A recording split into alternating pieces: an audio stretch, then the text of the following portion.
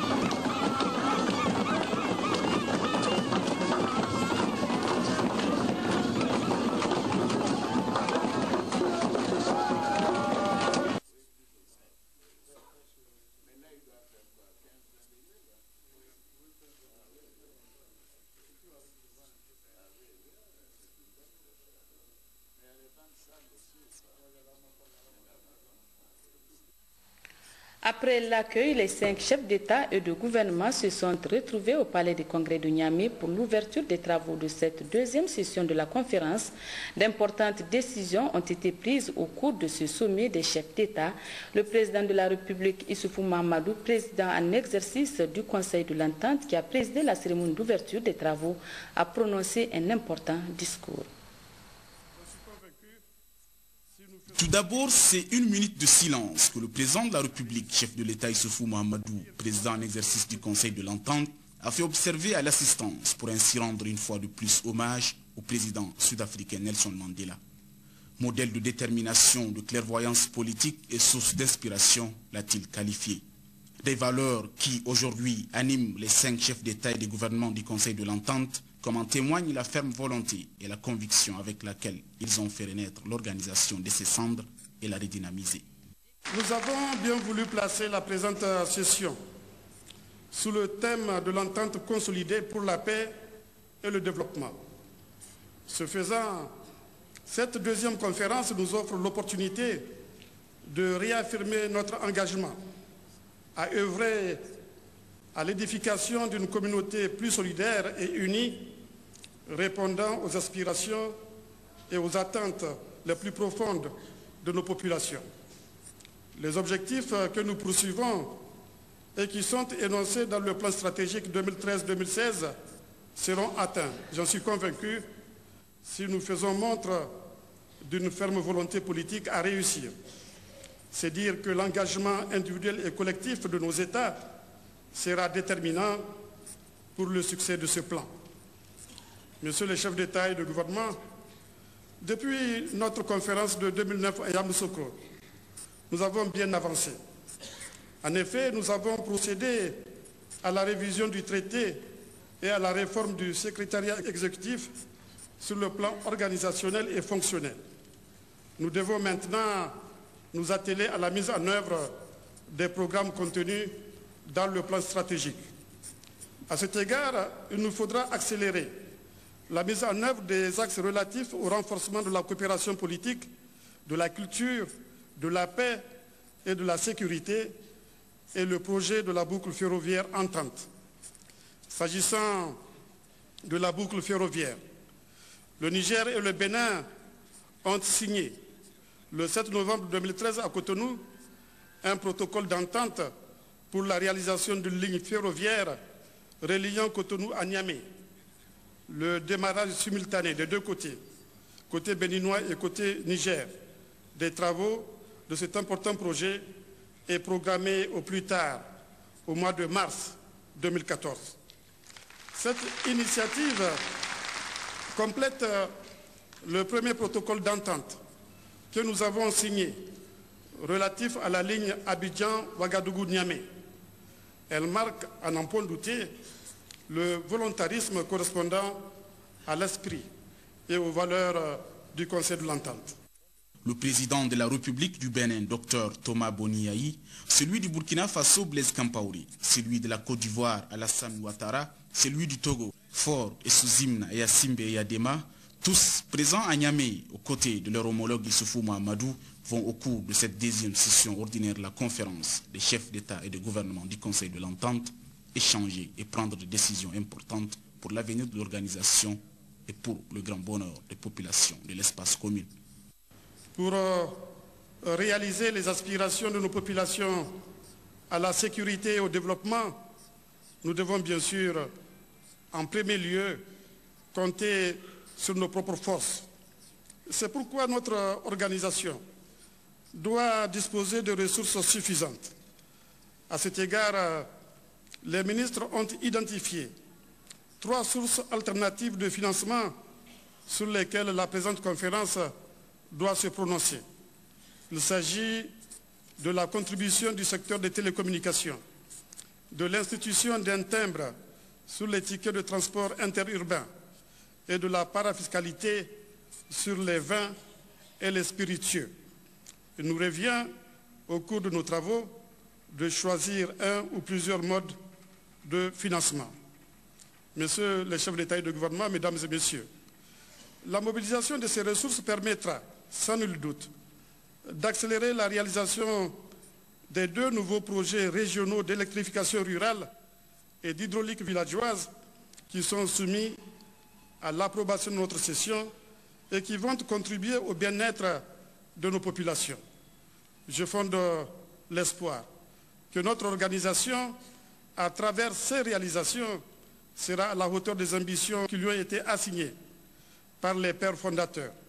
J'entends le président Hubert Maga du Bénin, le président Maurice Amego du Burkina Faso, le président Houphouët-Boigny de Côte d'Ivoire, le président Djori Hamani du Niger, auquel s'était joint le président Yassimbe Yadema du Togo. Toujours dans son allocution, le président de la République, chef de l'État Issoufou Mahamadou, président en exercice du Conseil de l'Entente, a insisté sur la question de la sécurité et de la paix dans la sous-région, condition sine qua non du développement social et économique auquel aspirent tant nos États. Le Conseil de l'Entente demeure un espace économique stable, en tendance annuelle. À la mi-2013, la situation économique de notre espace est marquée certes par un ralentissement de l'activité avec un taux de croissance de 6,3% contre 8,2% en 2012. Mais les perspectives économiques sont néanmoins encourageantes si nous poursuivons avec détermination notre combat contre le terrorisme, l'insécurité, le crime organisé et les trafics qui affectent notre sous-région. Nos initiatives, parce qu'elles visent la préservation de la paix et de la sécurité, nous permettront ainsi de répondre aux aspirations de nos laborieuses populations à la sécurité. Il nous revient également d'apporter des réponses appropriées à leurs aspirations au développement en mettant en commun nos moyens pour développer les infrastructures et exploiter les ressources naturelles. Ainsi, nous allons créer les conditions pour offrir une éducation et une santé de qualité et des emplois aux jeunes. En effet, le développement économique est le meilleur molle qui permettra d'endiguer les vagues du terrorisme et du crime organisé. C'est le meilleur moyen qui nous permettra de ne plus vivre les drames de Lampedusa ou celui des 92 Nigériens, pour la plupart des enfants et des femmes, morts récemment dans le désert. La sécurité et le développement sont, on le sait désormais, intimement liés. Aussi, me permettrez-vous de saluer la stratégie intégrée pour le Sahel des Nations Unies qui concerne 2 de nos États membres, le Burkina Faso et le Niger. Elle concerne aussi le Mali, dont le Premier ministre est présent dans cette salle. Les chefs d'État et de gouvernement devaient ensuite se retrouver à huis clos pour entamer les échanges. Un communiqué final sera prononcé à la fin de la rencontre. C'était donc un résumé de Mamoudou Idriss Maïga. Plusieurs autres allocutions ont également marqué cette cérémonie d'ouverture des travaux du sommet des chefs d'État et de gouvernement du Conseil de l'Entente. Les populations se sont fortement mobilisées pour accueillir les hôtes au Palais des Congrès de Niamey. Retrouvons Mamoudou Idriss Maïga pour le résumé. C'est dans un palais de congrès archi-comble, un décor magnifique, que s'est ouverte la 2e session ordinaire de la conférence au sommet des chefs d'État et des gouvernements du Conseil de l'Entente, placée sous le thème « Une entente consolidée pour la paix et le développement ». Outre le discours d'ouverture du président de la République, chef de l'État Issoufou Mahamadou, président en exercice du Conseil de l'Entente, d'autres allocutions ont marqué également la cérémonie d'ouverture du sommet. Il s'agit notamment du mot de bienvenue du gouverneur de la région de Niamey aux différentes délégations, mais surtout le message du président de la République du Mali, Ibrahim Boubacar Keïta, à l'endroit des chefs d'État et des gouvernements du Conseil de l'Entente, adressé par son Premier ministre Omar Tatamli. Permettez-moi tout d'abord de vous présenter les plus vifs regrets du président de la République du Mali, Ibrahim Boubacar Keïta, qui n'a pu se joindre à vous aujourd'hui pour cette importante réunion des chefs d'État du Conseil de l'Entente. Il préside une cérémonie en terre malienne dans le cadre de l'organisation de mise en valeur du fleuve Sénégal en présence des chefs d'État membres de cette organisation. Il aurait grandement apprécié vous renouveler l'expression de son estime fraternelle et de son amitié, vous dire à nouveau les remerciements du peuple et des autorités maliennes pour l'assistance irremplaçable que vous avez apportée au Mali dans les épreuves qu'il a traversées et celle que vous continuez à lui fournir dans le cours de son redressement. Nous vivons des heures encore difficiles. Le soutien que vous nous apportez sur le plan politique, sécuritaire et moral est d'un secours et d'un réconfort inestimables. Il nous permet d'envisager aujourd'hui, avec davantage de confiance, les étapes qui nous séparent des pourparlers inclusifs entre les communautés et les parties à la crise que connaît notre pays. Le Mali est associé aux travaux du Conseil de l'Entente en tant qu'observateur. Nous apprécions grandement cette association qui témoigne de la volonté d'œuvrer constamment au rapprochement et à la mise en cohérence des perspectives et politiques des différentes institutions de coopération et d'intégration sous-régionale. Nous sommes résolus à y apporter la meilleure contribution pour le plus grand bénéfice des populations de la communauté que nous formons. Le secrétaire exécutif du Conseil de l'Entente, Patrice Kwame, a pour sa part souligné le dévouement des chefs d'État et de gouvernement membres du Conseil de l'Entente et la mission combien importante du secrétariat exécutif de l'organisation, celle de matérialiser les ambitions des chefs d'État et de gouvernement. Je voudrais tout d'abord exprimer toute ma gratitude à son Excellence, Monsieur le Président Issoufou Mahamadou, au gouvernement et au peuple nigérien pour la parfaite organisation de cette rencontre. Au nom du Conseil de l'Entente, je voudrais également souhaiter une chaleureuse bienvenue à Niamey à leurs excellences, messieurs les chefs d'État et de gouvernement, leur rendre un hommage appuyé pour leur dévouement au service de nos États et de nos populations. Vous avez maintenu la date du 17 décembre, comme l'année dernière, pour cette rencontre au sommet. En consacrant ce jour au Conseil de l'Entente, vous marquez votre attachement à cette organisation et à ses idéaux. Je voudrais vous renouveler la profonde et différente gratitude de l'équipe du secrétariat exécutif que vous avez bien voulu investir il y a 2 ans de la mission combien difficile mais exaltante de redynamisation du Conseil de l'Entente, mère des organisations sous-régionales de coopération en Afrique de l'Ouest. Disons que cette deuxième session ordinaire de la conférence au sommet des chefs d'État et du gouvernement constitue une étape déterminante dans le processus de redynamisation de l'organisation sous-régionale au vu du niveau assez élevé de participation, mais surtout des décisions importantes qui seront prises à l'issue des travaux. Retenez qu'à l'issue des travaux de cette deuxième réunion ordinaire du Conseil de l'Entente, un communiqué final a été lu par le ministre d'État, ministre nigérien des Affaires étrangères, de la coopération et des Nigériens à l'extérieur, Bazoum Mohamed. La deuxième session ordinaire de la conférence des chefs d'État et de gouvernement des États membres du Conseil de l'Entente s'est tenue à Niamey, en République du Niger, le 17 décembre 2013, sous la présidence de son Excellence M. Issoufou Mahamadou, président de la République du Niger, président en exercice du Conseil de l'Entente. Ont participé à cette conférence les chefs d'État et de gouvernement des pays suivants. Son Excellence Dr Boni Yahi, président de la République du Bénin. Son Excellence M. Blaise Compaoré, président du Faso. Son Excellence M. Alassane Ouattara, président de la République de la Côte d'Ivoire. Son Excellence M. Faure Sézouma Niassingbe, président de la République togolaise. Le président Ibrahim Boubacar Keïta et le président Macky Sall se sont fait respectivement représenter par M. Omar Tatambli, Premier ministre de la République du Mali, et M. Abdelatif Koulibaly, ministre de la promotion de la bonne gouvernance du Sénégal. Au début de la session, son Excellence M. Issoufou Mahamadou, président en exercice du Conseil de l'Entente, a fait observer une minute de silence à la mémoire de feu le président Nelson Mandela, décédé le 5 décembre 2013, et lui a rendu un vibrant hommage. Au cours de leurs travaux, les chefs d'État ont examiné le point sur la mise en œuvre des décisions prises lors du sommet du 17 décembre 2012 à Niamey, en République du Niger, relativement à la réorientation des activités du Conseil de l'Entente.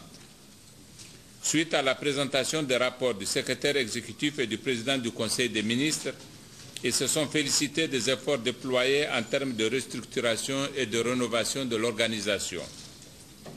En matière de coopération politique et de programmes communautaires dans les domaines de l'eau, de l'agriculture, de l'élevage, pour la consolidation de la sécurité alimentaire dans tous les États membres, les chefs d'État et de gouvernement ont instruit le secrétariat exécutif du Conseil de l'Entente à tout mettre en œuvre en vue de leur concrétisation.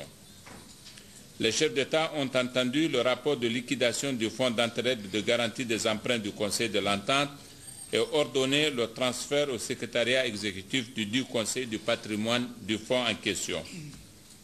S'agissant de la réalisation du projet intégrateur de la boucle ferroviaire Abidjan-Ouagadougou-Niamey-Cotonou-Lomé, les chefs d'État se sont félicités des perspectives de démarrage du dit projet au cours de l'année 2014. Soulignant l'importance du CERFER, les chefs d'État et de gouvernement ont décidé du renforcement de ses capacités en matière de formation professionnelle. Évoquant la vie politique dans les États membres, la conférence s'est félicitée du bon déroulement des élections régionales et municipales en avril 2013 en Côte d'Ivoire, ainsi que des élections législatives en juillet 2013 au Togo. Les chefs d'État et de gouvernement ont souligné l'importance de la coopération administrative transfrontalière et se sont engagés à créer les conditions de son renforcement à travers notamment l'institutionnalisation d'une réunion annuelle des ministres en charge de la sécurité et des frontières des pays membres. Les chefs d'État et de gouvernement ont appelé à la mutualisation accrue des efforts en vue du sauvetage du fleuve Niger en proie à l'ensablement. Les chefs d'État et de gouvernement se sont engagés à prendre les mesures allant dans le sens de la fluidification de la circulation des personnes et des biens. Les chefs d'État et de gouvernement ont décidé de créer les conditions et les mécanismes appropriés de lutte coordonnée contre les trafics illicites de personnes, des armes et des drogues. Concernant les sources alternatives de financement nécessaires à la mise en œuvre du plan stratégique 2013-2016 du Conseil de l'Entente, la conférence, après avoir examiné les recommandations y afférentes du Conseil des ministres, a décidé de poursuivre la réflexion. Les chefs d'État ont saisi l'occasion de leur rencontre au sommet pour réaffirmer leur souci majeur de faire du Conseil de l'Entente un instrument de paix durable, d'approfondissement continu de l'état de droit, de stabilité politique, de croissance économique. Les chefs d'État et de gouvernement ont réitéré leur condamnation ferme du terrorisme sous toutes ses formes dans l'espace entente et se sont résolument engagés à le combattre vigoureusement. Abordant les questions relatives à la situation politique et sécuritaire de la sous-région, les chefs d'État se sont réjouis du leadership de la CEDEAO sous l'égide du président Alassane Ouattara. Ils ont également apprécié les résultats tangibles à l'actif du président Blaise Compaoré, médiateur pour le Mali, ayant permis de rétablir l'intégrité territoriale et la légalité constitutionnelle dans ce pays frère. Ils ont salué la présence parmi eux des représentants de son Excellence M. Ibrahim Boubacar Keïta, président de la République du Mali, et de son Excellence M. Macky Sall, président de la République du Sénégal. Les chefs d'État et de gouvernement ont saisi cette occasion pour remercier leurs homologues maliens et sénégalais pour cette marque de considération manifestée à l'endroit du Conseil de l'Entente. Ils ont particulièrement félicité son Excellence M. François Hollande, président de la République française, pour la contribution spécifique et combien salvatrice de la France à travers l'opération Serval qui a permis de neutraliser l'invasion terroriste du Nord Mali d'une part et l'opération Sangaris en cours en République centrafricaine depuis le 6 décembre dernier, autorisée par la résolution 21-27-2013 du Conseil de sécurité des Nations Unies et qui permet de prévenir l'aggravation de la situation en République centrafricaine d'autre part. La conférence remercie également la République du Tchad et les armées des pays de l'Afrique de l'Ouest pour leurs efforts en faveur de la paix au Mali. Les chefs d'État ont témoigné leur reconnaissance à la communauté internationale à travers le Conseil de sécurité de l'ONU, dont nombre de résolutions ont été consacrées à la paix et la sécurité en Afrique. Abordant la situation politique et sécuritaire dans le continent africain, ils ont salué les efforts appréciables déployés par l'Union africaine en vue de rétablir la légalité constitutionnelle partout où elle est compromise en Afrique. Les chefs d'État ont souligné l'importance stratégique du renforcement de la coopération entre l'Afrique de l'Ouest et l'Afrique du Centre, consacrée notamment par l'organisation en juin 2013 du sommet de Yaoundé sur la piraterie maritime, qui a décidé de la mutualisation des moyens en vue de lutter plus efficacement contre ces fléaux. les chefs d'État ont salué la tenue les 6 et 7 décembre 2013 à Paris du sommet de l'Élysée sur la paix et la sécurité en Afrique, dont les résultats satisfaisants contribueront à renforcer les capacités opérationnelles du continent face aux crises. Pour finir, la conférence a rendu un vibrant hommage à son Excellence M. Issoufou Mahamadou, président en exercice du Conseil de l'Entente, pour la qualité de son leadership et les efforts déployés pour concrétiser dès l'année 2014 le démarrage de la boucle ferroviaire. La conférence a décidé de confier la présidence en exercice du Conseil de l'Entente à son Excellence M. Issoufou Mahamadou, président de la République du Niger. Au terme de leurs travaux qui se sont déroulés dans une ambiance fraternelle, cordiale, empreinte d'entente mutuelle et de solidarité, les chefs d'État de la République du Bénin, du Burkina Faso, de la Côte d'Ivoire et du Togo ont exprimé leurs sincères remerciements à son Excellence Issoufou Mahamadou, président de la République du Niger, au gouvernement et au peuple nigérien pour l'accueil chaleureux et typiquement africain qui a été réservé à toutes les délégations et pour les conditions idoines de travail qui leur ont été offertes. La conférence exprime enfin ses vives félicitations au gouvernement et au peuple nigérien à l'occasion de la célébration du 55e anniversaire de la proclamation de la République du Niger. Le prochain sommet du Conseil de l'Entente aura lieu à Lomé, capitale du Togo, au cours du mois de décembre 2014. Fait à Niamey le 17 décembre 2013, pour la conférence, le président en exercice, son Excellence M. Issoufou Mahamadou, président de la République du Niger.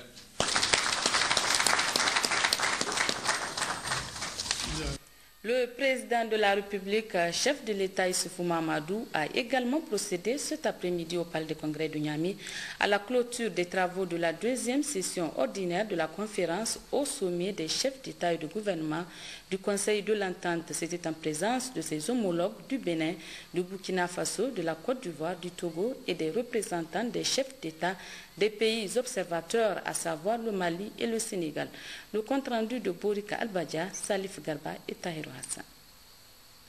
Au cours de la cérémonie de clôture de la deuxième session ordinaire de la conférence au sommet des chefs d'État et de gouvernement du Conseil de l'Entente, placée sous le thème « Une entente consolidée pour la paix et le développement », le président de la République, chef de l'État, son Excellence Issoufou Mahamadou, a souligné toute l'importance de cette institution sous-régionale pour les populations. Issoufou Mahamadou, président en exercice du Conseil de l'Entente, a également indiqué que les importantes décisions prises sont à la mesure des défis qui les attendent. Nous venons de terminer les travaux de la deuxième conférence au sommet de notre Conseil. Cette session courte mais très fructueuse nous aura permis de confirmer, si besoin est, l'assise et la pertinence du Conseil de l'Entente que nous avons conjointement décidé de redynamiser à l'occasion de la première session de notre conférence qui est intervenue, on se le rappelle, dans un contexte marqué par la crise au Mali et à un moment où le besoin de consultation, de concertation et de solidarité agissante entre nos pays s'imposait davantage pour faire face aux défis communs.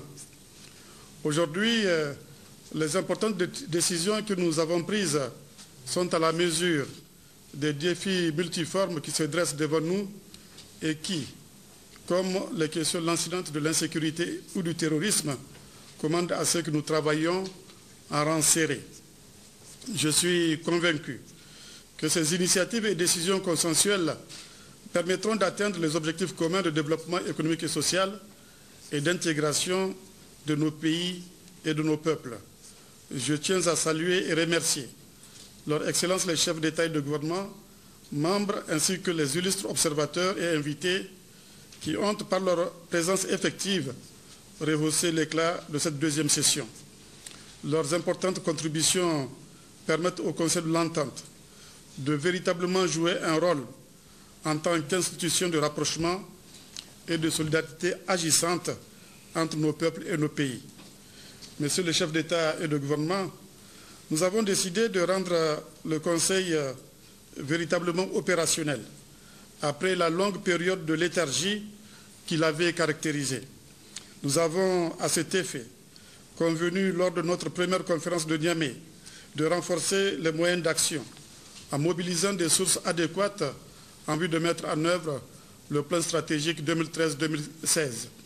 À cet égard, nous avons, dans un effort collectif, apuré la moitié des arriérés de nos contributions qui s'élevaient à 10,5 milliards de francs CFA, ce qui les ramène à 5 milliards de francs CFA. En dépit de cet effort appréciable, nous devons prendre toutes les dispositions nécessaires pour apurer l'intégralité des arriérés afin de donner à notre organisation les moyens de sa mission. Nous avons retenu deux nouveaux projets qui sont au centre des préoccupations de nos laborieuses populations, à savoir un projet régional d'électrification rurale et un programme régional d'hydraulique villageoise. Nous avons instruit le secrétaire exécutif pour que toutes les dispositions soient prises en vue de l'exécution de cette directive en 2014. Mais au regard de l'importance des ambitions communes que nous avons décidé de faire porter par le Conseil de l'Entente, nous avons convenu de continuer la réflexion sur les sources alternatives de financement de notre institution. Je suis convaincu que les décisions que nous venons de prendre sont porteuses de nobles idéaux de solidarité agissante et de développement économique et social, toutes choses qui font l'objet de fortes attentes de nos laborieuses populations. Avant de terminer mon propos, je voudrais, Messieurs les chefs d'État et de gouvernement, vous remercier pour la confiance que vous me renouvelez en me reconduisant à la tête de notre organisation. Je voudrais aussi vous renouveler les remerciements du peuple nigérien pour votre participation à la présente édition de la session du Conseil et vous souhaiter un bon retour dans vos pays respectifs. Je déclare clos les travaux de la deuxième conférence des chefs d'État et de gouvernement du Conseil de l'Entente. Je vous remercie. Les chefs d'État et de gouvernement réunis à huis clos cet après-midi ont examiné et adopté les résultats issus de la réunion des experts et de la rencontre des ministres, juste après le communiqué final. Le président de la République du Bénin, Dr Yahi Boni, a au nom de ses homologues présenté les remerciements et félicitations fraternelles au chef de l'État Issoufou Mahamadou, au gouvernement et au peuple nigérien pour l'accueil chaleureux dont ils ont été l'objet. La conférence des chefs d'État et de gouvernement des pays membres du Conseil de l'Entente, réunis à Niamey le 17 décembre 2013, exprime ses sincères remerciements et sa profonde gratitude à son Excellence, M.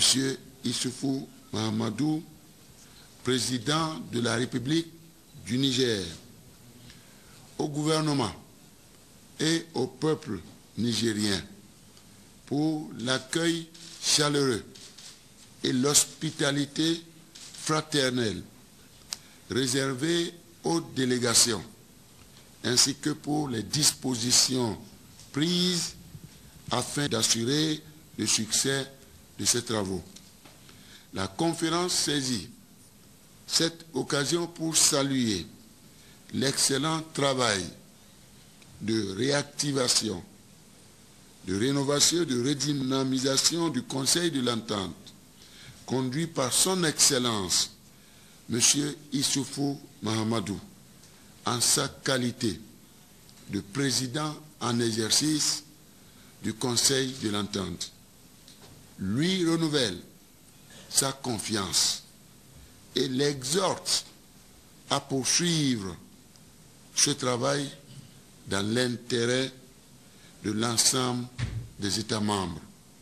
Fait à Niamey, le 17 décembre 2013, la conférence des chefs d'État et de gouvernement. Je vous remercie.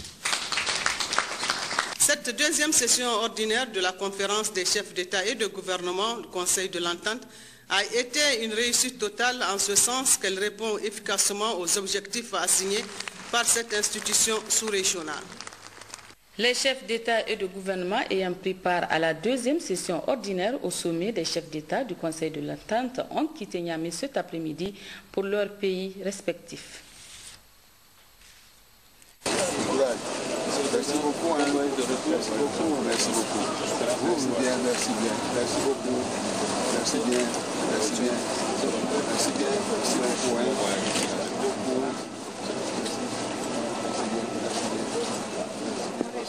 Merci beaucoup.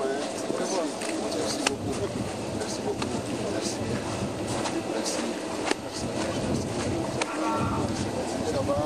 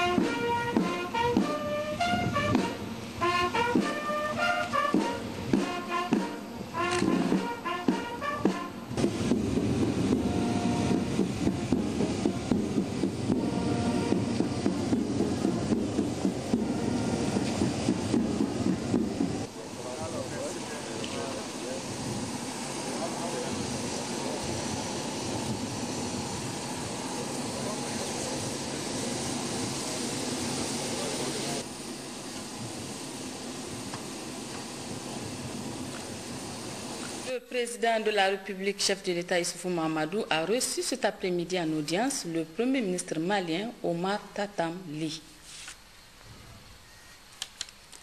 Audience cet après-midi au cabinet du Premier ministre chef du gouvernement, Brigitte Raffini a reçu en audience une délégation du Fonds monétaire international conduite par son directeur général adjoint David Robinson en présence du chef de délégation Ekwe Podar. Et puis, je vous donne lecture du programme des manifestations du 18 décembre 2013 à l'occasion du 55e anniversaire de la proclamation de la République du Niger. Lundi 17 décembre 2013, 19h, retraite au flambeau. 20h, message à la nation de son Excellence, M. Issoufou Mahamadou, président de la République, chef de l'État. Mardi 18 décembre 2013, prise d'armes à la place Toumo. 8h, 8h40, arrivée et installation des autorités régionales, des représentants des associations, des leaders des partis politiques, des officiers supérieurs, des chefs de mission diplomatiques et postes consulaires, des membres du cabinet du Premier ministre, du président de l'Assemblée nationale, du président de la République, des députés et des membres du gouvernement. 8h40, 8h45, arrivée des présidents des institutions de la République. 8h50, arrivée du Premier ministre. 8h55, arrivée du président de l'Assemblée nationale. 9h, arrivée du président de la République, chef de l'État.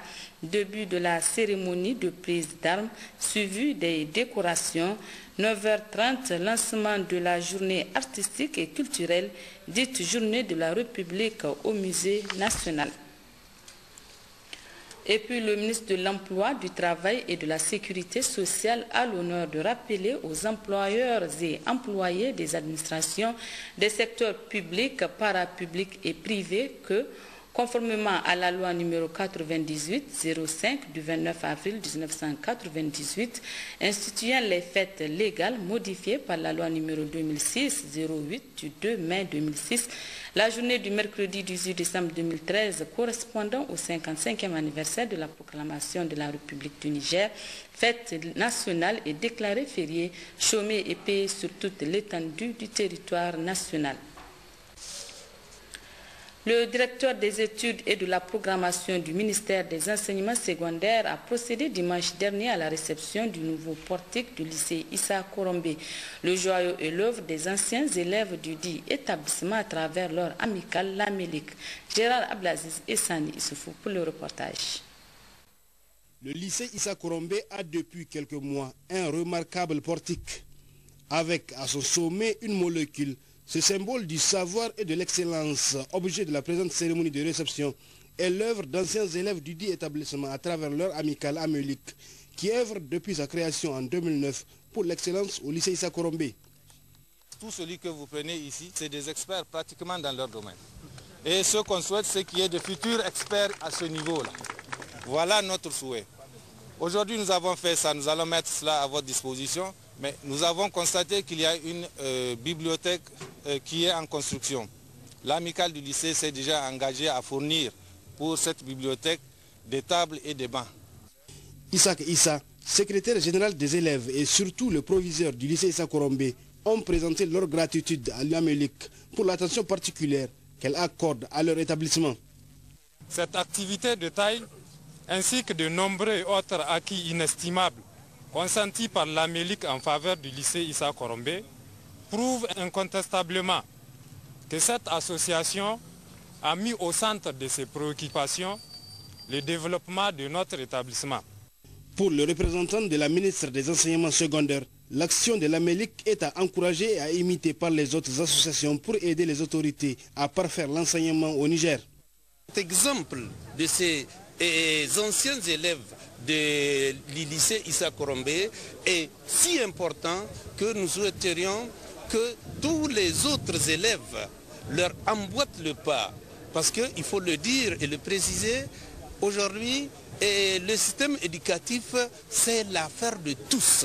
Il faut que tous les acteurs du système éducatif acceptent, parents d'élèves, élèves, enseignants et autres, acceptent de travailler, syndicats naturellement, de travailler ensemble pour que, ensemble, nous puissions construire notre pays.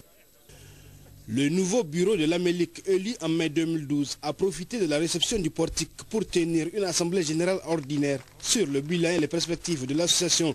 Pour ce qui est du bilan, on retiendra la dotation d'un siège et d'un site web, le recensement des anciens élèves de l'établissement de la promotion de 1960 à celle de 2000, la distribution des prix d'excellence et d'encouragement aux meilleurs élèves ou encore les travaux de désherbage de l'enceinte aux veilles des rentrées scolaires. De sa création en 1954 à nos jours, cet établissement a connu plusieurs mutations, collège moderne et classique, lycée national et lycée Issa Korombe. Il compte pour cette année académique 2175 élèves. 25 ans de bons et loyaux services, 25 ans synonyme d'une fierté nationale. En effet, le stade général Séni Kountché se trouve être l'infrastructure la plus sollicitée par le public, non pas pour le sport, mais aussi pour plusieurs autres manifestations de tout genre. Demain, 18 décembre, cette institution soufflera sa 25e bougie. De quoi en parler, n'est-ce pas, Issouf Kodo? Assorti d'une anecdote selon laquelle Séni Kountché, en atterrissant à Dakar, aurait aperçu à travers de nublots le stade Léopold Senghor. Impressionné, il demanda au président sénégalais d'alors comment ce stade a-t-il été construit. Sur le champ, toutes les informations nécessaires lui ont été fournies. Conversation s'étant terminée par un simple hochement de tête esquissé par Kountché. La suite s'est matérialisée sur cet espace si au rond-point ENA, communément appelé à l'époque route de Walam, le quartier Flankwara déguerpi pour le besoin de la cause, soit un terrain d'une superficie de 27,3 hectares. Et officiellement, les travaux avaient démarré en janvier 1985. Il faut dire qu'après la pose de la première pierre, Sénékounté avait un œil absolument regardant sur le déroulement des travaux. Ainsi, de façon régulière, se rendait-il sur le chantier pour constater et donner des consignes. Son seul souci, finir les travaux dans le délai requis avec le partenaire chinois. Pour la cause, une enveloppe avoisinant quelques 12 milliards de francs CFA a été allouée afin d'aboutir à ce chef-d'œuvre ultramoderne après environ 4 ans de travaux, du nom du stade Omnisport. C'est le lieu ici de féliciter, au nom du Conseil militaire suprême et le gouvernement, toute la mission technique chinoise, tous les fonctionnaires et ouvriers nigériens qui, en dépit des difficultés inhérentes à un tel projet, ont su mener jusqu'à son terme dans le délai requis et en parfaite symbiose la réalisation complète de ce stade Sénékounté. En somme, un véritable complexe où presque rien n'a été omis. Outre le stade d'honneur d'une capacité de 30 000 places assises, on y trouve une piste d'athlétisme en tartan et autres ateliers de concours. Figure aussi l'éclairage, l'un des plus modernes, avec des projecteurs conçus, les uns pour le football, les autres uniquement destinés pour les compétitions d'athlétisme en nocturne. Sans compter des spacieuses salles pouvant servir de bureaux ou abriter des séminaires ou des salles de gym ou d'arts martiaux. Un peu à côté, le complexe hôtelier du nom du village chinois, qui, à peine un an, a subi d'importantes réfections de commodité afin de mettre les clients dans des conditions optimales d'accueil. Dans la même enceinte se trouve le terrain annexe, sinon les terrains annexes, espace minutieusement entretenu pour la pratique du rugby, football, hand, volley, tennis long court, et une autre partie servant à la pratique du sport pour tous, communément appelé parcours de combattants, où se dégraissent toutes sortes de catégories de personnes. L'on ne peut évoquer ce complexe sans parler du palais du 29 juillet, l'ex-palais des sports avec son parquet qui, selon les circonstances, s'offre à plusieurs sortes de disciplines dites de main, y compris les sports de combat. À cela s'ajoutent des expositions et des activités culturelles où quelques 2800 spectateurs peuvent y siéger tranquillement.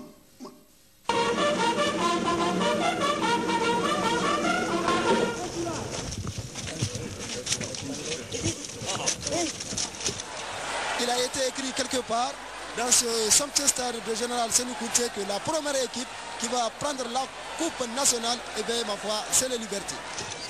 Cette gigantesque infrastructure au service du public, voici 25 ans, inaugurée officiellement le 18 décembre 1988 par le président Feu Ali Chebou, rebaptisé Stade Général Sénékounté à l'hommage de son réalisateur, à lieu et place du stade Omnisport, continue donc son petit bonhomme de chemin avec une certaine fierté pour les Nigériens. En souvenir, ce marketing social de très haute crédibilité, notamment en 2005, lors des 5e Jeux de la francophonie et un peu plus tard, les Jeux du Sensat. Dire que le stade Général Sénékounté est une vitrine du Niger, cela s'inscrit dans la logique des choses. Mieux, maintes fois, ce lieu a servi de manière très significative de cadre d'union de fraternité entre Nigériens, tous regardant dans la même direction. Rien que cette désormais historique date de 10 octobre 2010, avec l'éclatante victoire du Niger sur l'Égypte. Ajoutez celle de l'Afrique du Sud, constitue des exemples en un point d'outil.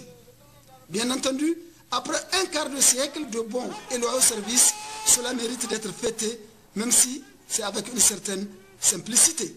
Je vais d'abord, à travers vous, remercier l'ORTN, n'est-ce pas, pour l'occasion que vous m'offrez pour dire à la population nigérienne, vraiment, et dans le cadre de ce 25e anniversaire, les activités que nous comptons mener. Donc, en résumé, ça se limite à un tournoi de football et la finale se jouera effectivement le 18 décembre, qui coïncide avec le 25e anniversaire. Donc, c'est un tournoi de jeunes, réservé uniquement aux jeunes, notamment les centres de formation, parce que dans les centres de formation, nous retrouvons nous ne retrouvons que des jeunes. Et nous pensons que c'est une manière de répondre, ou n'est-ce pas, et de rester dans le cadre de la mission qui a été assignée au stade Général Sénou Kounté. En termes de réalisation, en tout cas à moins de 2 ans de gestion, nous avons eu à réhabiliter le village chinois au centre d'accueil des sportifs et des culturels. Nous avons également réhabilité le terrain annexe qui n'avait pas de clôture depuis l'inauguration. Et maintenant, nous avons pu mettre la clôture pour un peu le préserver. Et nous avons repris entièrement la pelouse qui était complètement dégradée. Donc voilà quelques réalisations importantes que nous avons eu à faire depuis notre arrivée. Et en termes de perspective, parce que vous venez de parler de 25 ans d'existence, d'exploitation. Après 25 ans, nous supposons que, en tout cas, l'état de l'établissement est un peu vétuste. Nous avons beaucoup d'installations qui demandent une certaine réhabilitation. Et nous sommes vraiment dans cette vision, c'est dans cette perspective. C'est vraiment, ça fait partie de nos perspectives, c'est de réhabiliter ce stade-là. Parce que vraiment, il y a beaucoup de nos installations sportives qui ont besoin de réhabilitation. Et nous sommes dans cette vision, Inch'Allah, dans les années à venir. Après le village chinois, le terrain annexe, nous avons nos gymnases qui sont dans un état complètement dégradé, avec les termites. Donc c'est des planchers. Nous comptons les réhabiliter vraiment en 2014. Comme quoi, si le stade Général Sénou Kounté n'existait pas, il fallait alors le créer. En ce moment, c'est le lieu le plus fréquenté de Niamey, 7 jours sur 7. Il y a de quoi, pour des raisons très évidentes. Car le stade Général Sénou Kounté est une sorte de business center, mais aussi un cadre idéal pour se refaire une santé de fer en y pratiquant le sport. Merci Kodo pour ce reportage. Avant de boucler cette édition, je vous reprends le communiqué du programme des manifestations du 18 décembre 2013 à l'occasion du 55e anniversaire de la proclamation de la République du Niger. Mercredi 18 décembre 2013, prise d'armes à la place Toumo, 8h, 8h40, arrivée et installation des autorités régionales, des représentants des associations, des leaders des partis politiques, des officiers supérieurs, des chefs de mission diplomatiques et postes consulaires, des membres des cabinets du Premier ministre, du président de l'Assemblée nationale, du président de la République, des députés et des membres du gouvernement. 8h40, 8h45, arrivée des présidents des institutions de la République.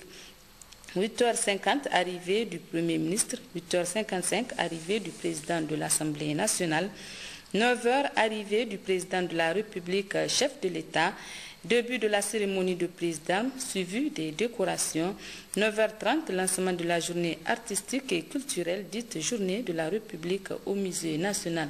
Voilà, messieurs, dames, c'est la fin de cette édition. Merci de l'avoir suivi. Surtout, restez sur Télésal. Au revoir.